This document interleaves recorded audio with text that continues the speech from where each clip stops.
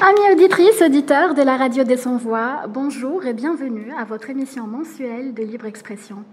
Pour ce mois-ci, nous allons comme d'habitude faire un point sur l'actualité concernant les événements liés aux droits de l'homme dans la presse francophone algérienne du mois de septembre 2020.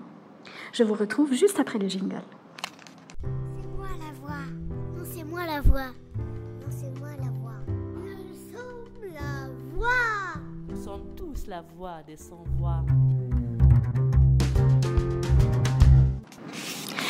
Nous commençons avec le communiqué du collectif des familles de disparus en Algérie, ayant pour titre une charte qui a tenté d'acheter le silence des familles de disparus, rendu public le 29 septembre 2020. Le 29 septembre 2005, la charte dite pour la paix et la réconciliation nationale a été instituée pour tenter de tourner une page très embarrassante pour l'État algérien. Durant la guerre des années 90, plusieurs milliers de personnes ont été victimes de disparitions forcées perpétrées par les agents de l'État. La charte a été adoptée et imposée aux Algériens et Algériennes sans aucun débat sur son contenu. La charte a nié aux familles de disparus leur droit à connaître la vérité et à obtenir justice, notamment en amnistiant tous les responsables de crimes commis durant cette période. Cette charte, dont les dispositions sont contraires aux droits de l'homme et prône l'impunité, a entraîné une paix de facto, basée sur une absence totale de véritable réconciliation de justice et de vérité. Elle empêche les familles de victimes de déposer plainte et de poursuivre des procédures judiciaires à l'encontre d'agents de l'État pour des crimes commis pendant les années 90, de par son article 45. La charte oblige les victimes à déclarer leurs proches disparus décédés sans qu'aucune enquête ne soit menée, afin de toucher une indemnisation qui ne viendra jamais réparer le préjudice subi. Les familles et amis de disparus vivent dans un espoir latent que leurs proches franchiront un jour de nouveau le seuil de la maison et sont dans l'incapacité totale de faire le deuil. Cette charte, recouvrant la décennie noire d'une chape de plomb supplémentaire, fait la démonstration d'un État algérien responsable des disparitions forcées, mais qui refuse de le reconnaître. Malgré cela, le CFDA et SOS Disparus continueront de se battre inlassablement contre ces mesures et pour enfin obtenir justice et vérité. Les hauts responsables algériens doivent entendre que derrière ces revendications, il y a des mères, des pères, des sœurs, des frères, des conjoints qui subissent la perte d'un être aimé, et que cette injustice ne doit pas être une fatalité. Le CFDA et SOS Disparus appellent à faire table rase de cette indécente impunité et à ouvrir les archives, lancer des enquêtes et rendre justice à tous les disparus et à leurs familles afin de refaire une société de façon saine après cet épisode traumatisant de la guerre civile.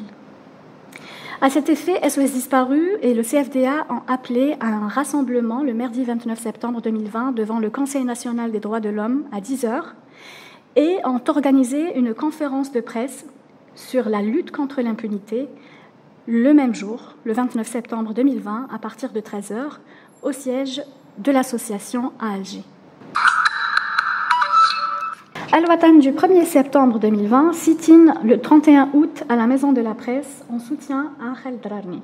Outre un nombre important de consoeurs et de confrères qui ont répondu présents, il y avait aussi des militants politiques, des activistes, des figures du Hirak, des avocats, des étudiants, des artistes. Tous sont venus exprimer à l'unisson leur soutien au direct de Casbah Tribune, les correspondants de TV5 Monde Khaled Drarni. Parmi les présents, citant Samir Belarbi, venu avec ses adorables enfants, rappelant que Samir comparaîtra le 8 septembre en appel, en même temps que Khaled Drarni et Slimane Hamidouche. Il y avait également les avocats Maître Awisha Berti et Maître Zoubida Assoul, le militant Hakim Haddad, l'ex-député Ramdan Youssef Tazibt du Parti des Travailleurs ou encore Hassina Ousdiq, directrice d'Amnesty International Algérie. Ce rassemblement intervient une semaine jour pour jour après celui du lundi 24 août, sauf qu'à la différence du premier, qui s'est tenu hors des murs de la Maison de la Presse, cette fois-ci, l'action a été organisée à l'intérieur du site, abritant de nombreux titres de la presse nationale. Liberté du 9 septembre 2020, leur procès en appel s'est ouvert le 8 septembre 2020. 4 ans de prison ferme requis contre Drarni, Blarbi et Hmetouch. Un rassemblement de plusieurs dizaines de journalistes, de figures de l'opposition et de citoyens s'est tenu à l'extérieur du palais de justice en soutien aux 3 détenus. Il était 14 heures passées lorsque le journaliste Khaled Drarni arrive à la salle 2 de la cour d'Alger, une arrivée retardée par les inondations qui ont frappé plus tôt quelques zones du Grand Alger, provoquant d'immenses embouteillages sur les routes. Le visage émacié, visiblement éprouvé par les 5 mois de détention, Khaled Drarni tient, comme de coutume, à saluer, le sourire de rigueur aux lèvres, les présents et les confrères venus couvrir l'événement. Tandis qu'à l'extérieur, un rassemblement de quelques dizaines de journalistes et de citoyens se tenait depuis le début de matinée, en présence de quelques figures de l'opposition, dont Karim Taboul, Khdar Bourga'a et Fodil Bomala et d'autres militants associatifs sous la surveillance d'une escouade de policiers. À l'intérieur, Khaled Drarni répond aux questions du juge sur plusieurs éléments entourant son dossier, sa collaboration avec la chaîne TV5 Monde, le billet d'avion dont il a bénéficié pour participer à une conférence en France, sa couverture du Hirak, les honoraires qu'il percevait pour ses prestations, le fait qu'il ne disposait pas d'accréditation, son refus de relever ses sources lors de l'enquête préliminaire, mais également certains posts qu'il a publiés sur les réseaux sociaux. Les avocats qui ont défilé à la barre ont tous réclamé la relaxe à leurs clients. Pour le bâtonnier de Béjaïa Selem Khatri, le procès de Khaled, en compagnie de Slimane Hmetouch et Samir Belarbi, poursuivi dans le même dossier, et le procès du Hirak. Pour lui, le mérite du pacifisme revient plutôt à la maturité du peuple qui lutte contre la dictature depuis l'assassinat d'Abben Ramdan en 1957. Tandis que Salah Brahim relève l'absence de preuves matérielles, Maître Ait Al-Arbi Mokran explique que l'atteinte à l'unité s'est tentée de diviser le peuple. C'est le régime qui est un danger pour le pays, répond de son côté Maître Ahmin, alors que l'avocate Nabila Ismail soutient que le dossier est monté par les services de sécurité. Khaled a été emprisonné après le discours de Tebboune, dit-elle. Quant à Abdelghani Badi, il soutient qu'en vertu de cette accusation, personne n'est à l'abri et la sécurité juridique des Algériens est en danger. Khaled a été arrêté sur ordre. On devrait être fier de lui car il arrachait à Macron la déclaration que le colonialisme est un crime contre l'humanité. Ce que n'a pas réussi à faire ni le Parlement ni le gouvernement. La justice doit se libérer. Chacun doit obéir à sa conscience, loin des pressions. Liberté du 9 septembre 2020, fermée depuis le début de la crise sanitaire, les Algériens de la diaspora demandent la réouverture des frontières. Lancés par des opérateurs économiques, des agences de voyage et par des citoyens, les appels à l'ouverture des frontières aériennes et maritimes se multiplient. Il est vrai que la décision de clouer les avions au sol était dictée par la crise sanitaire, mais la situation devient de plus en plus intenable. Ce qui a poussé cette fois-ci des Algériens de la diaspora à saisir le chef de l'État via une pétition pour lever la mesure de fermeture des frontières. Nous sommes des millions d'Algériens à travers le monde qui avons le mal du pays, qui voulons voir nos familles, nos parents, nos enfants, nos frères et sœurs, nos amis et reprendre le travail pour certains d'entre nous. Les signataires de l'appel rappellent les drames qu'ont vécu les Algériens établis à l'étranger, séparés de leurs familles, notamment dans les circonstances malheureuses. Des personnes sont mortes sans avoir eu un dernier échange ou un dernier regard avec leurs proches. Des parents sont malades, des familles entières sont séparées et doivent se regrouper. L'économie du pays est paralysée, les compagnies de transport sont ruinées, regrettent les auteurs de la pétition. Ils font appel au chef de l'État, car ils s'interrogent sur la raison pour laquelle l'Algérie tarde à ouvrir ses frontières. Le monde entier rouvre ses frontières avec des mesures préventives, certes, mais pas l'Algérie, ont-ils écrit. Nous sommes prêts à nous soumettre à tous les tests sanitaires et aux précautions d'usage, comme cela est pratiqué dans les autres pays du monde, se défend-il. Et dans le même journal, Bourj Bahri Rej, arrestation de Brahim Lalami. le militant Brahim Al-Alami a été arrêté le 8 septembre en compagnie de ses 3 confrères et d'un ami devant le domicile familial à Bourj Bouaririj. Il a été interpellé avec ses 3 frères Yasser, Moussa et Mohamed et son ami Mourad. Selon ses proches, l'arrestation était musclée et Brahim Al-Alami, blessé, a été hospitalisé. Cette arrestation intervient le jour de l'enterrement de l'avocat Tariq Zeddam, fauché par une voiture et après une manifestation organisée la veille dans le village de Oulet Khalifa, commune de Jafra, à une 50aine de kilomètres au nord de Bourj Bouaririj, où Brahim Al-Alami était présent pour dénoncer le placement sous mandat de dépôt de 4 hirakistes de la région. Pour rappel, la cour de Bourj Bouaririj avait condamné Brahim Al-Alami le 30 août dernier à une peine de 2 mois de prison ferme. Il a quitté la prison durant la même journée après avoir purgé sa peine. Dans le même journal, le membre actif du collectif de défense des détenus d'opinion, Tariq Zeddam, mortellement fauché par une voiture.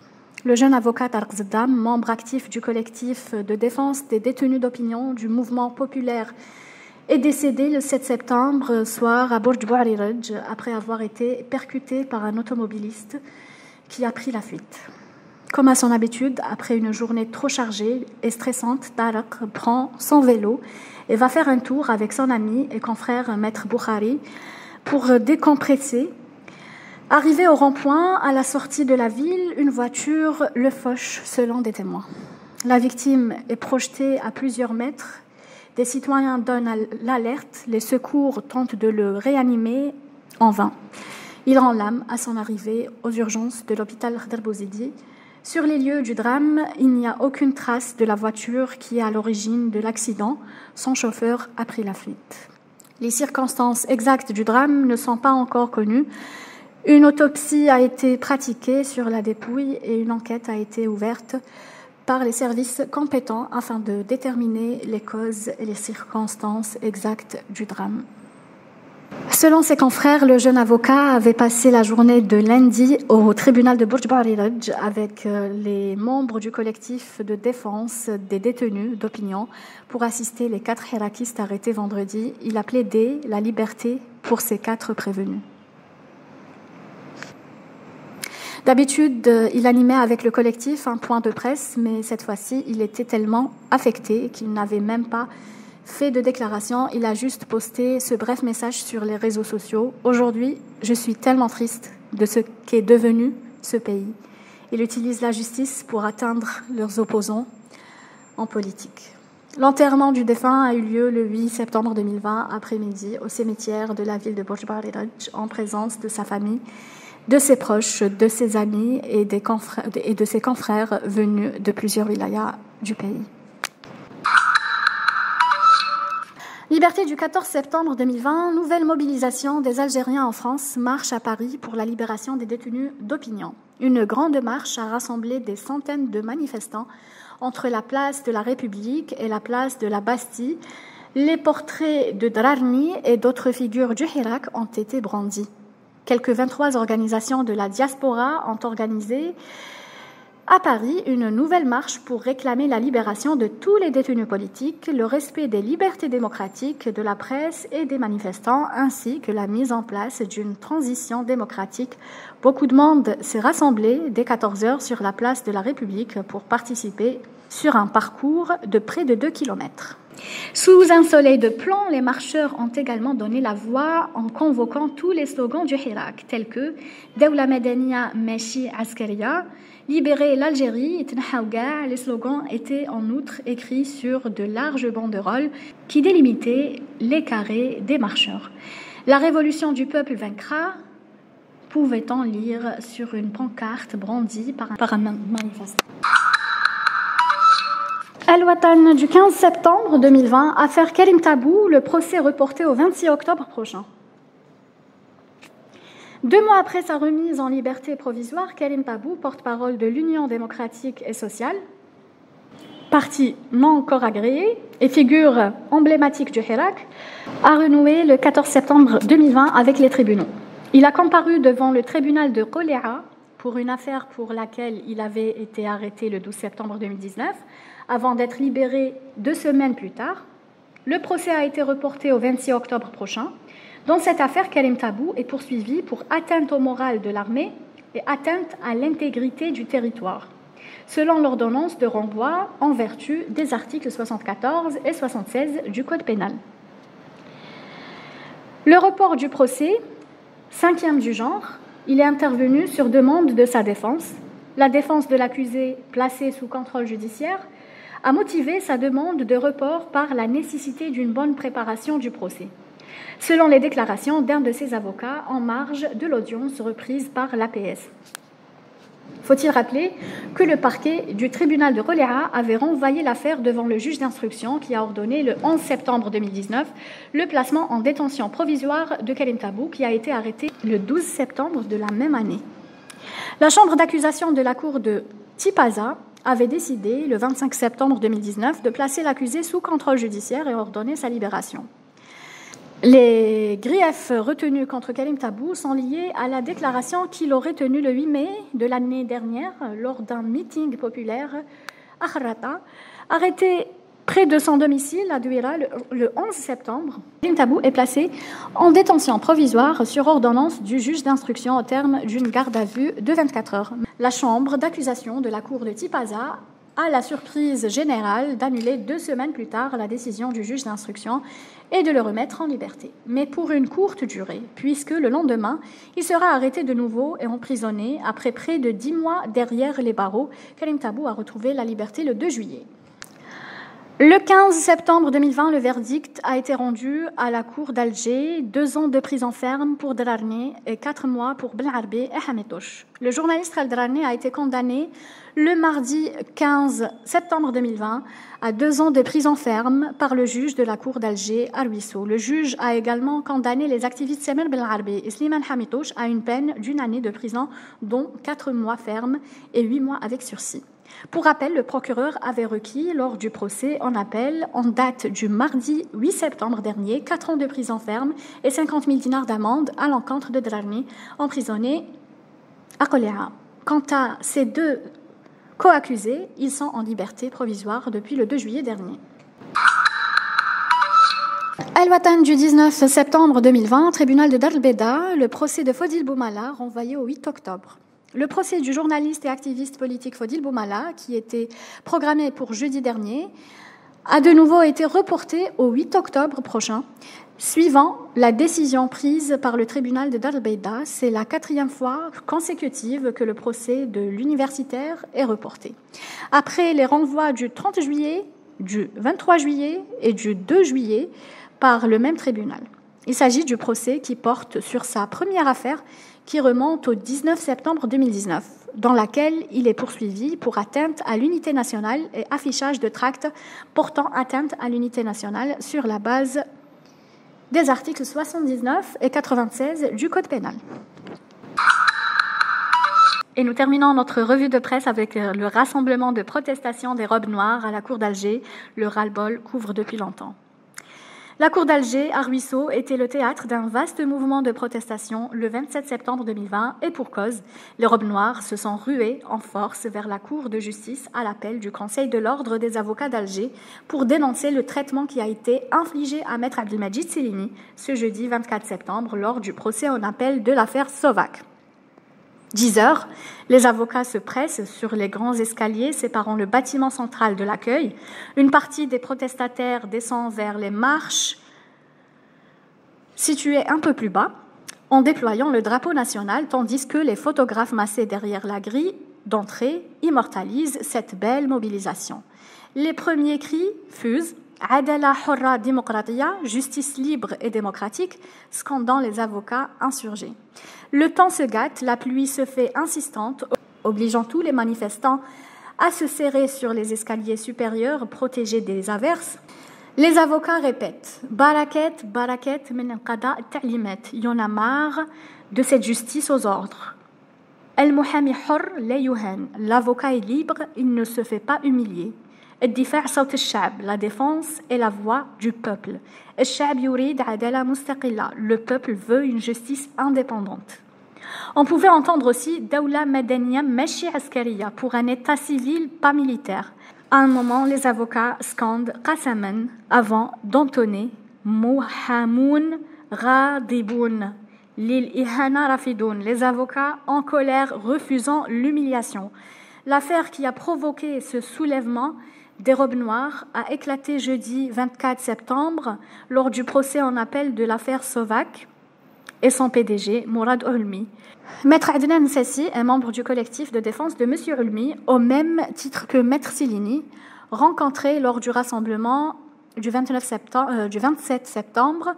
Il témoigne, le bâtonnier Silini était membre du collectif de défense. Nous avons demandé le report des plaidoiries à samedi 26 septembre, mais le président a refusé.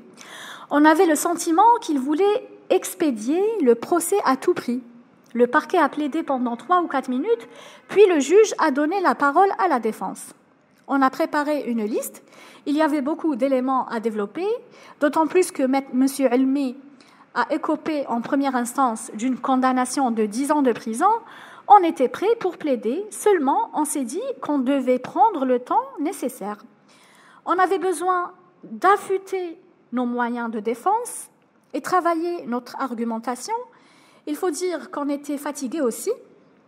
Selon Maître Sassi, une partie des avocats a plaidé et le collectif de défense souhaitait reporter le reste des plaidoiries, de manière à ce que tout le monde soit à l'aise. Le président de la première chambre pénale, qui dirigeait le procès, a donc refusé d'accéder à la demande de la défense, sous prétexte que le service Asrana, modernisation, en charge de la visioconférence, ne travaille pas le samedi. Sur ces entrefaites,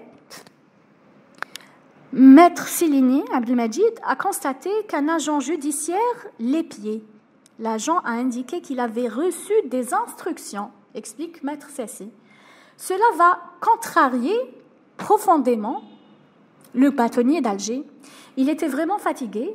Là, on l'a pris et on l'a aidé à monter dans son bureau. On lui a ramené un médecin. Sa tension artérielle était très élevée. On lui a apporté des médicaments. Ensuite, on est retourné à l'audience pour essayer d'arracher un renvoi. Rien n'y fait. Le président rejette une nouvelle fois la demande des avocats. On lui a pourtant expliqué que Maître Silini était malade, qu'il n'était pas en état de plaider et qu'il pouvait même entendre le médecin qui l'a examiné. Mais en vain, déplore Adnan Sassi. Par conscience professionnelle, le bâtonnier est descendu. Il est intervenu calmement en disant au juge « Si le procès se poursuit, il faudra me passer sur le corps ». Il l'a dit au sens de « Je vais finir par m'effondrer devant vous ». Encore une fois, le président n'a rien voulu savoir.